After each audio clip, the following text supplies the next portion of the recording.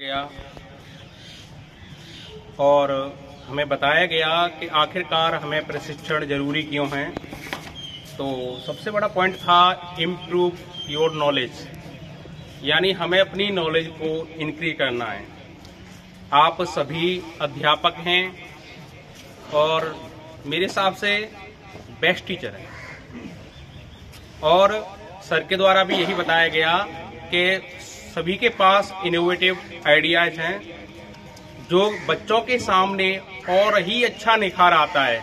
जो टीचर जितना बच्चों के साथ मेहनत करता है उतना ही इनोवेटिव उसमें निखार आता है, और पता नहीं कब नई नई खोजें होना शुरू हो जाता है। तो जैसा कि सर ने बताया कि मैथमेटिक्स का जो सबसे पहला रूल है हमारा ELPS। एक बात मैं समर्थन करना चाहूंगा, मैथ की जब से आई है तो हमने देखा है प्राय विद्यालयों में कक्षा 1-2 में ये रिजल्ट देखने को मिला है कि भाषा को बच्चा इतना जल्दी कैच नहीं कर पाता है, उसे भी TLM के माध्यम से सीख रहा है।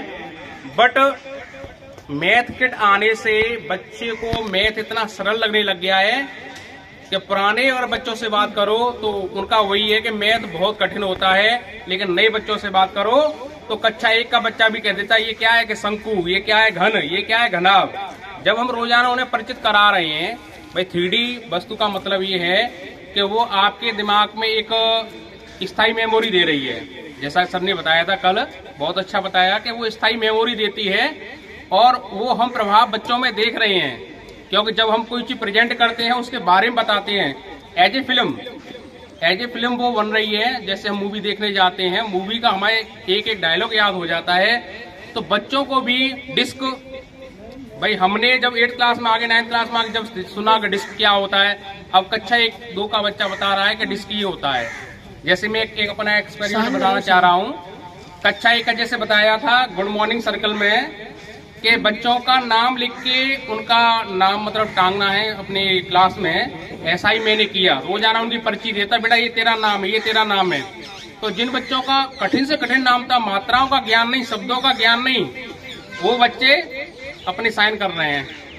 यानी कक्षा 1 के बच्चे 1 महीने में अपना साइन करने लग गए। घर वाले भी अचंभे में पड़ गए, भाई ये क्या हो रहा है कि बच्चों को शब्दों का ज्ञान अच्छी तरह होने, अक्षरों का ज्ञान हुआ नहीं, शब्दों का ज्ञान हुआ नहीं, वो बच्चे अपने साइन कर रहे हैं। तो ऐसा नहीं है कि जो भी एक्टिविटी दी जाती है स्कूल रेडीनेस प्रोग्राम की थी, वास्तव में समर्थक है, बहुत ही अच्छी हैं, और जितनी प्रशंसा की जाए उतना कम है। तो कल सर के द्वारा हमें बताया गया ELPS, जो भी ठोस वस्तु हैं उनका पहले तो हम ठोस वस्तुएं दिखानी है, फिर उसकी भाषा बतानी है कि इनका नाम क्या है, उसके बाद में उनका पिक्चर बनवानी है और उनको कोरिलेट करना है कि कौन सी वस्तु क्या है, और उसके बाद में सिंबल्स, जैसे 5 बॉल बना दी और 5 बॉलों के सिंबल दे दिया 5, 6 समोसे बना दिए, बता दिया कि 6, तो बच्चे फिर इसमें अंक ज्ञान की तरफ बढ़ोतरी होगी। तो ये सबसे अच्छा मेथड है ELPS। और सर ने ये भी बताया कि मैथ्स के बारे में कि आखिरकार मैथ्स क्या होता है। जैसे मेंटल, मानसिक क्रियाएं होती हैं इसमें, एक्टिविटी कंपलसरी होती है इसमें, थिंग्स जो भी वस्तु है उनको रिलेट करना है, और हमें ज्यादा से ज्यादा अपने परिवेश की वस्तुओं को लेना है। परिवेश से बच्चों का, जैसे कि स्कूल रेडीनेस प्रोग्राम का एक उद्देश्य था, 2 उद्देश्य थे उनके प्रभावी, एक संप्रेषण और एक परिवेशीय वस्तुओं को या उनसे परिचित कराना, उनके नाम बच्चों को याद हो जाए। कुछ नहीं है, आसपास की वस्तुओं से उनका नाम हमें कराना है।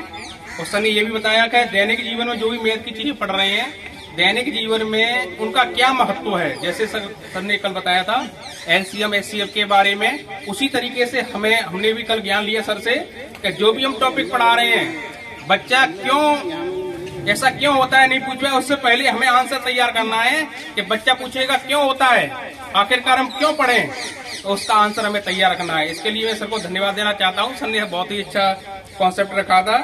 और बच्चा मैथ कैसे सीखता है, एक्शन के द्वारा, एक्टिविटी के द्वारा, एनवायरमेंट से सीखता है, जो भी परिवेशी वस्तु है उनको गिन गिन के सीखता है, इमेशन से, अनुकरण से।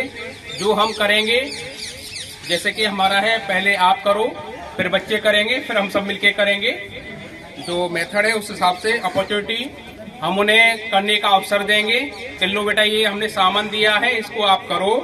और अंडरस्टैंडिंग या मतलब जो हम उसे अपॉर्चुनिटी देंगे उसके द्वारा उसकी समझ बढ़ेगी। साथ में सर ने बताया कि अध्यापक गणित कैसे सिखाता है, तो उसके सिखाने के लिए सबसे अच्छा मेथड होता है एक्टिविटी कराना, एक्सपीरियंस। जितना भी आपके पास में अनुभव है सब अनुभव झोंक देना है उसमें। उसके बाद में इंटरेस्ट, आपको भी इंटरेस्ट होना चाहिए, बच्चों को भी इंटरेस्ट होना चाहिए, दोनों ही चीजें हैं।